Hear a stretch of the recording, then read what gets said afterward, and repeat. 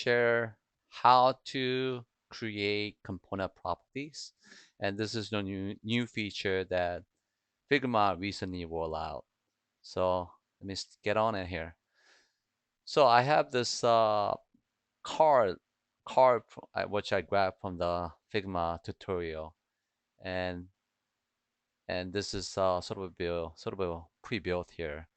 So first thing you have to do once you create this whatever the card that you're working on, you have to turn them into the Figma component in order to apply component properties, which is a new feature. So you select the whole thing and create a component.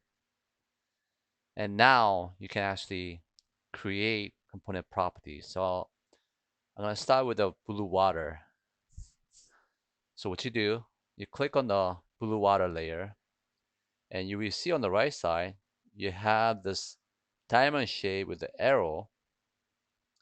And now when you click on that, you can actually create properties.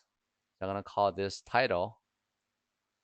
I'm going to say test, like that here. So when you click on the actual Figma component, you won't see the update on the right side. What you have to do, you click on this and make an instance of a master copy. And when you click on this, now you will see the update that I have made here. So title and test. So let's work on a little bit more. So let's say I also want to make an update on this particular layer. I'm going to do the same thing. Select the layer and click on the diamond shape with the arrow. And then I'm going to create a new property saying, I'm going to say this property, I'm going to make it a little bit more recognizable. I'm going to say body copy. And then I'm going to just leave it that. You create a property on that. Now, let's see what happened here. You see on here, nice thing about this new feature is that on previous Figma version, you usually all of us have to go into a whole bunch of layers to update that copy. Nice thing about this new update is that on parents level, you can able to see this all the properties. So let's do one more here.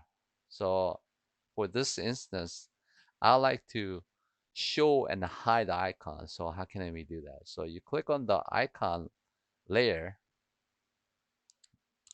and then you click on this again, the diamond shape with the arrow, and it already know that you're trying to apply Boolean statement here. So I'm gonna say love icon, and then its default is always true. And let's see what happened here. You see, love icon on a how awesome is that, right? So that's what I want to share, and then I will try to share more additional video for a coming week. Thank you.